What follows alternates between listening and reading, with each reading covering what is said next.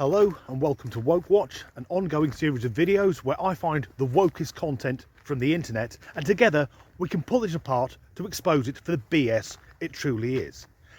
And something I've noticed for those who attend the Church of the Eternally Offended is what I will call retrospective victimhood, meaning that they will look back at something in history which we can all agree was absolutely terrible. But by putting on their woke glasses, they say, because that happened in the past, that is now justification for problematic behaviour in the modern world. For example, and this is just one example before I get to the main part of the video, over in the USA, and I have to be careful how I word this, there are some members of the Black Lives Matter movement, and of course Black Lives do matter, no one is arguing with that. Certain members of that movement who, because of the truly horrendous way African Americans used to be treated, and to an extent some still are treated, they use that as justification for looting and rioting. And again, I need to be careful how I word this because I'm a white guy with a shaved head and I don't want to come across like I'm one of those, but with each passing week BLM is exposed more and more as being an organisation that takes money mostly from the black community and siphons it off to make millionaires of its founding members. Yet the excuses used for looting and rioting are either that due to systemic white supremacy, some African Americans are too poor to eat. And if you squint a bit, you can see the logic. Yet the looting always seems to be on places like a Gucci store. And maybe I've never experienced the level of hunger where I think the only thing that will make me feel full is if I steal a $10,000 handbag. And it would make sense if they were eating, but of course they're not. They're selling them on street corners or on eBay. And the other justification is it's reparations. But reparations for who? Of course, we all know that the transatlantic slave trade was a terrible mark on the history of humanity. It should also be pointed out, though, that it would not have taken place had it not been for Africans. Tribes of Africans selling other Africans to these strange white people who appeared in ships powered by the wind. Not only that, but in the USA today, there's no one alive who owns a cotton plantation employing slaves, nor is there anyone alive who's been a slave on said plantation. And the sad fact of it is that the history of humanity is basically all of our society is built on the back of slave labour. But no one is calling the Egyptians and saying your pyramids were made by slave labour, best get them down. And it was common practice when invading another country in history to take slaves. Now, the last time this country was successfully invaded was in 1066 by William the Conqueror. Does that mean I can now call up the French and say, excuse me, I have historical trauma from the Norman invasion. I'm looking to get some compo. And if we go back further, the Vikings, I can't really comment on the Vikings because my dad's side of the family, that's our lot. But the Angles and the Saxons? Or what about the Romans? They took slaves when they came to Britain and massively advanced the civilization. In fact, if I could get around the copyright, I'd play that clip from Monty Python's Life of Brian. What have the Romans ever done for us? The aqueduct? And I mentioned The Life of Brian, that fantastic 1979 comedy film, because we're living in one scene from that film. The scene in which Stan, played by Eric Idle, says, "I want you to call me Loretta." And when he's challenged by Reg, played by John Cleese, Stan says he's being oppressed. To which Reg replies, "I'm not oppressing you, you haven't got a womb." Because gender ideology is the wokest of woke topics.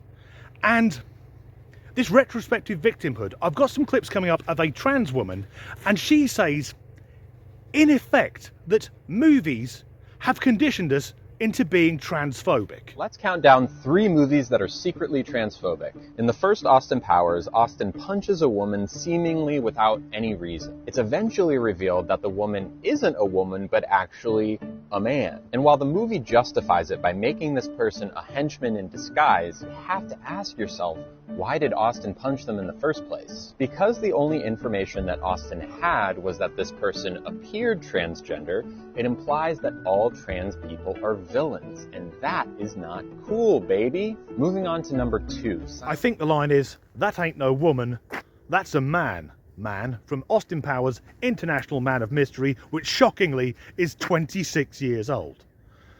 But there's nothing to suggest or imply that the henchman is transgender. Nothing whatsoever. What we see is Austin punch someone who is clearly a woman, but the person on the floor is clearly a man.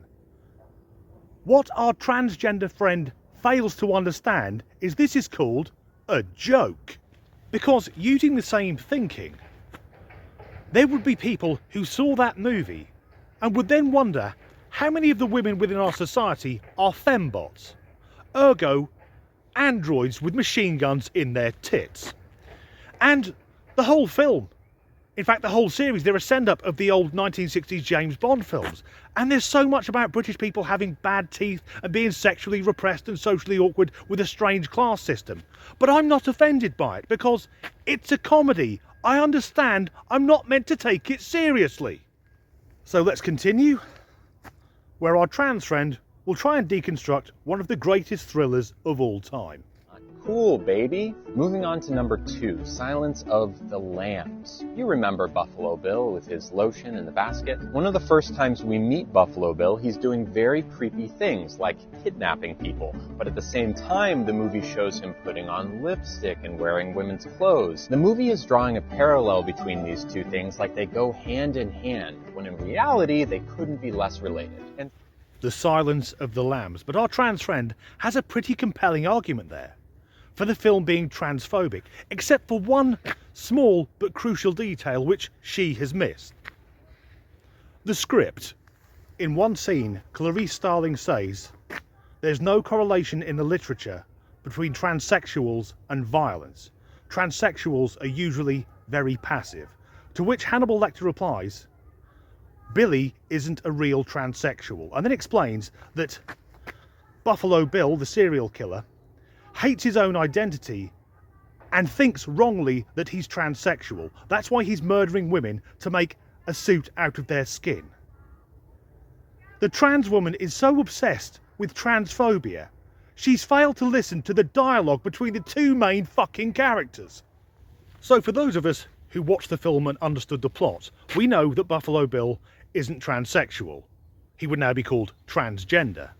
But our trans friend hasn't got that. She seems to think the character is trans. And if that's the way that she's viewing the character, that is rather problematic because Buffalo Bill was based on a real person. Ed Gein. Gein was a murderer, most likely a serial killer and grave robber. He was also utterly psychotic. When his house was raided, he had furniture made from human skin and bone, and he also had clothing made out of women's skin. So, if our trans friend thinks that Buffalo Bill, by being transgender, is making a suit of women's skin, then I could argue the point that Ed Gein was also transgender. And he's not a person I'd want associated with my social group. Gein was also the inspiration for Leatherface from the Texas Chainsaw Massacre and Norman Bates from Alfred Hitchcock's Psycho. Now, spoilers, although the film has been out for 63 years, in Psycho, Norman Bates is a man who puts on his late mother's clothing and then murders people. So, in Psycho, the protagonist is a man who dresses as a woman and then thinks he's a woman, but is clinically insane. It's odd the trans woman didn't explore that avenue. The film Psycho was almost banned, not because of the violence, but because in the infamous shower scene, a toilet is visible, and that was deemed to be too shocking for audiences. Janet Leigh being hacked to death in the shower, that's fine, but acknowledging bodily functions, way too much. So let's go to our last film. Go hand in hand, when in reality they couldn't be less related. And saving the worst for last, Ace Ventura: Pet Detective. At the end of the movie, it's revealed that the police chief is not only the main villain of the story, but also a trans woman. As soon as Jim Carrey reveals this information to a room full of police officers, everyone starts gagging. Once again, the movie is drawing a parallel between being evil and being trans. And in this movie in particular, it suggested that trans people are out to trick you or out to hurt you, and we're not.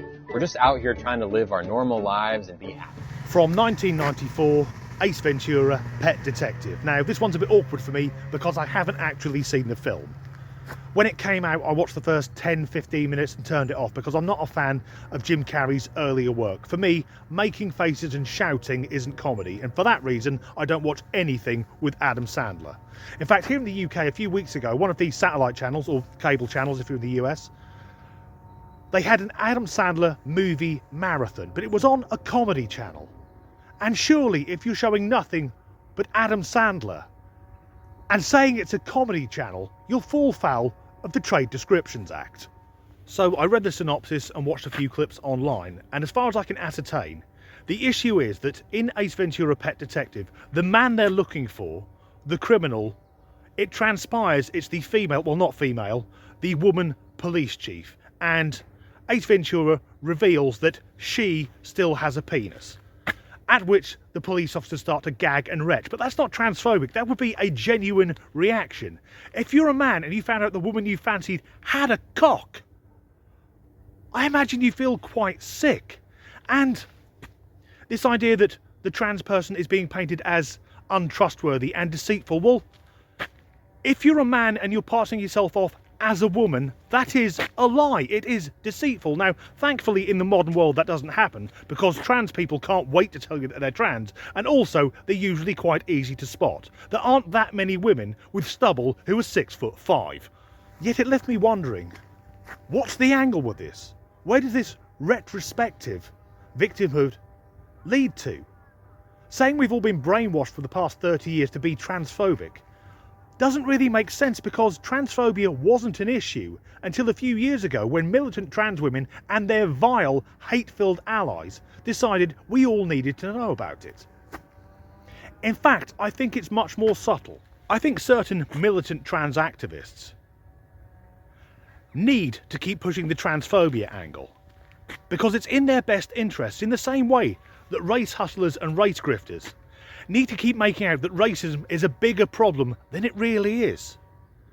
In the same way that certain feminazis, the women who call themselves feminists but actually just hate all men and hate all women who don't agree with them, need to see sexism in everything because, first of all, for many of them it's where they get their income, and secondly, if they lose that victim status, they lose everything. It's all their identities are made on.